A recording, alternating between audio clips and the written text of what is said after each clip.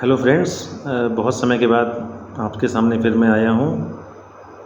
एक बहुत ज़रूरी हो गया था ना, क्योंकि लोग बहुत परेशान हो रहे हैं, पैनिक मचा रहे हैं बुखार को लेकर के।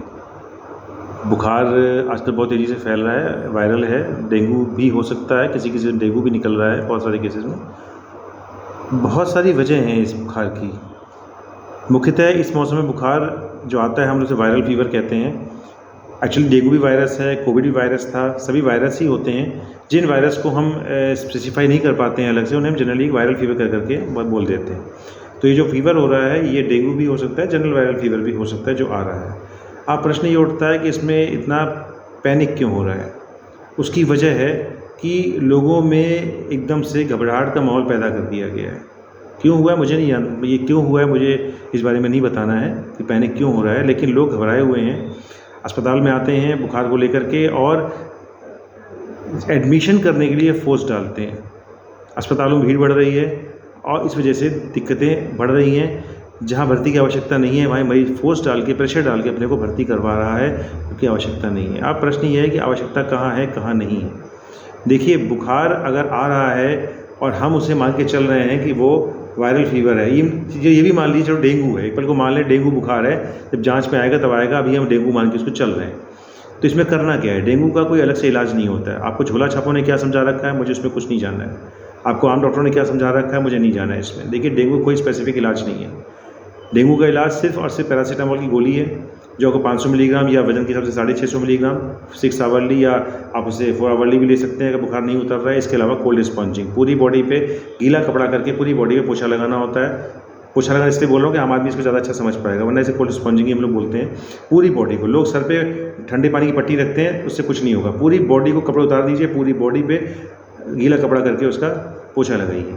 दूसरी बात, बॉडी में हाइड्रेशन मेंटेन करना होता है। हाइड्रेशन क्या होता है? बॉडी में पानी कभी बॉडी में ना हो पाए, क्योंकि ये जो वायरस हो रहा है, चाहे वायरस हो या डेंगू, बाबू सी में मैं नहीं आऊँगा, वायरस हो या डेंगू हो, ये बॉडी पानी कमी कर रहा है। तो जनरली लोग समस्या बताते हैं साहब पैरों में दर्द हो रहा है, यहाँ दर्द हो रहा है, वहाँ दर्द हो रहा है। तो हाइड्रेशन मेंटेन होना चाहिए, क्योंकि इसमें अगर प्रॉब्लम कहीं होती है तो हाइड्रेशन की कमी से होती है। दूसरी बात, पानी अधिक से अधिक पीना है। इसके अलावा आप छाछ पी सकते हैं, मट्ठा पी सकते हैं, दूध पी सकते हैं, जूस पी सकते हैं, नारियल पानी पी सकते हैं। लिक्विड डाइट अधिक से अधिक लेनी है, गरिष्ठ खाना नहीं लेना है, पूड़ी पराठे से अवॉइड करिए, थोड़ी तली हुई चीज़ें अवॉइड करिए, ये सब नहीं लेना है। और फिर वही वाली बात, पानी अधिक से अधिक पीना है। तो ये तो 2 इलाज हो गए इसके। अब मुख्यतः ये होता है, चलो एक पल को हम डेंगू की ही बात करते हैं। 85% से ऊपर केसेस में कोई समस्या नहीं होती है। बुखार आता है, 3-4 दिन बाद बुखार धीमे धीमे उतर जाता है। किसी किसी केस में उल्टी की समस्या होती है, क्योंकि वायरस लीवर पर थोड़ा असर डालता है, तो उल्टी की समस्या हो सकती है। किसी किसी केस में खांसी की समस्या भी हो सकती है। सब ये सेल्फ लिमिटिंग होते हैं, अपने आप ठीक हो जाते हैं और धीमे धीमे हफ्ते 10 दिन के अंदर अंदर बिल्कुल नॉर्मल हो जाता है। अब करीबन 10% केसेज ऐसे होते हैं जिसमें अंदर प्लेटलेट्स बहुत कम हो जाते हैं। अब कम का मतलब समझिए, कम का मतलब क्या होता है कि 1.5 लाख से लेकर 4.5 लाख एक लिमिट होती है, जो हम जनरली आप पर्चों में देखते होंगे लिखी हुई है। 1.5 लाख से कम हुआ और आदमी ने पैनिक मचाना शुरू कर दिया। तो ये बिल्कुल क्लियर कर लीजिए, 1.5 लाख से कम में पैनिक नहीं मचाना है। प्लेटलेट्स की संख्या को लेकर के आपको घबराने की आवश्यकता नहीं है। मेरे पास बहुत सारे पेशेंट ऐसे आते हैं, प्लेटलेट 80,000, 90,000, 70,000, 60,000, और वो इतने पैनिक में है कि सर कुछ करिए। और बहुत से लोग इससे फ़ायदा भी उठाते हैं, भर्ती करते हैं अस्पतालों में और बिल बनता है, सब बनता है और प्लेटलेट्स चढ़ते हैं, सब चढ़ते हैं। देखिए, प्लेटलेट्स कम होना बिल्कुल भी खतरनाक संकेत नहीं है, जब तक कि बॉडी में कहीं आपको और ख़तरनाक संकेत ना आए। क्या खतरनाक संकेत होते हैं? जैसे कि आपकी बॉडी में, आपके शरीर में जगह जगह चकत्ते आने लगे। चकत्ते का मतलब कहीं बॉडी में हल्की फुल्की ब्लीडिंग हो रही है, या आपके किसी ऑरिफिस, मतलब जो भी बॉडी के नेचुरल छेद हैं, चाहे नाक हो गया, आपकी यूरिन का छेद हो गया, या आपकी एनस हो गया, जहाँ से मल पदार्थ आप विसर्जित करते हैं, कहीं से भी आपको अगर खून आ रहा है, ये खतरनाक संकेत है। यहाँ पर आपको फिर आकर के तुरंत आपको भर्ती होना पड़ेगा, और भर्ती होकर के आपका इलाज जो डॉक्टर्स तय करेंगे वो करना पड़ेगा। फिर जब सरकारी अस्पताल में आप आते हैं तो यूपी सरकार में कम से कम 6 जाँचें हम लोग लगातार करा रहे हैं। उसमें 6 जाँचों में डेंगू, चिकनगुनिया, लेप्टोस्पायरोसिस होता है, जेई होता है, और इसके अलावा मलेरिया होता है, और एक और है, वो 6 जाँचें हैं, स्क्रब टाइफस। ये 6 जाँचें यूपी सरकार करा रही है, हर गुहा के मरीजा करा रही है। तो ये जाँचें अस्पताल में आते हैं, चाहे ओपीडी में कहीं भी जाँचें आपकी होती हैं, और ये जाँचें आपकी जब रिपोर्ट आती है तो आगे इसके ऊपर एक्शन लिया जाता है। अब मुख्यतः मुद्दा ये है कि मेरा आने का मकसद सिर्फ इतना है यहाँ पर कि आप बुखार को लेकर के पैनिक बिल्कुल भी ना हो। मुश्किल से मुश्किल 5% से भी कम केसेस ऐसे होते हैं जिसमें डेंगू खतरनाक होता है, जैसे dengue haemorrhagic fever with shock बोलते हैं। अभी मैं 3 भागों में बांट देता हूँ उसको मैं। एक डेंगू फीवर होता है जो नॉर्मल होता है 85% केसेस में, जिसमें कोई समस्या नहीं होती, बुखारी गोली खाई, हाइड्रेशन मेंटेन किया, आप ठीक हो गए, ठीक।